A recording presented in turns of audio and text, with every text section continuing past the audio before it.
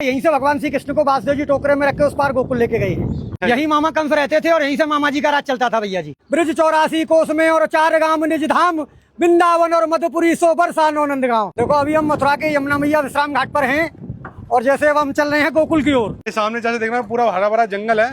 जंगल नहीं है ये, अच्छा, इसको बोलते हैं वृंदावन। वृंदावन, हाँ, ये भगवान श्री कृष्ण की गौचार भूमि है। भगवान गोकुल से गैया चराते हुए और ऐसे वृंदावन जाते थे भैया जी। देखो ये इधर दिखाइए, ये सामने है गोकुल गेट। जब भगवान को रात को 12 बजे वासुदेव जी टोकरे में रख के उस पार से इस पार गोकुल लेके आए हैं।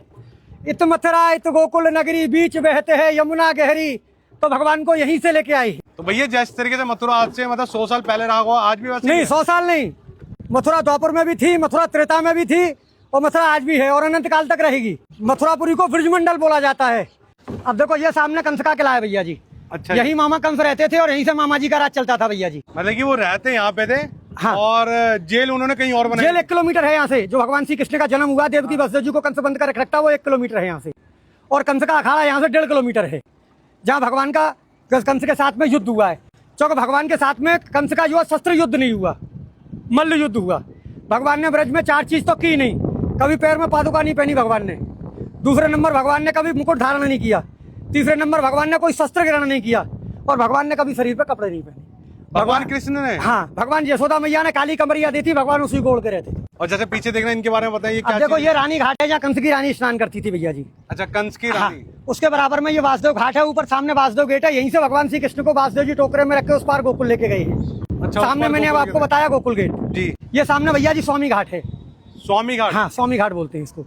ये इधर संत घाट है भैया जी। अभी जैसे ये आपने मुझे बताया था कि किला था ये कंस का, तो इस किले में जाने दिया जाता था? नहीं, उसमें एंट्री नहीं मिलेगी। ऐसा है, पूर्वजों के जमाने से ये बताते हैं कि इसमें कुछ शोध करता गए थे जो कभी वापस नहीं आए, इसलिए सरकार ने उसको बैन कर दिया। मथुरापुरी में सबसे बड़ा पर्व बहन भाई का होता है। कार्तिक महीना में भाई दूज के दिन जो भाई बहन मथुरापुरी में हाथ पकड़ के स्नान करते हैं, वो कभी यमलोक में नहीं जाते। ऐसा वरदान धर्मराज ने यमुना मैया को दिया है। अच्छा, हाँ जी। तो सीधा स्वर्ग की प्राप्ति होती है उन्हें? हाँ जी, बैकुंठ।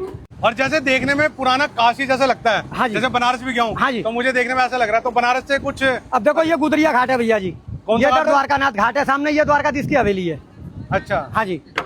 तो जैसे मैं पूछूं कि बनारस के जैसा लगता है, बनारस की कुछ मान्यता है यहाँ पे? नहीं, बनारस की तो जितने भी तीर्थ हैं 4 महीने सब ब्रज में निवास करते हैं भैया जी। सावन भादों क्वार कार्तिक। जैसे लोग कहते हैं देव सो गए, तो देवता कभी सोते नहीं भैया जी। उनकी सबकी ड्यूटी ब्रज में लगती है। जब नंद बाबा 80 बरस के हो गए तो नंद बाबा ने कहा कि लाला मेरी हार्दिक इच्छा है कि मैं 4 धाम की यात्रा करूं।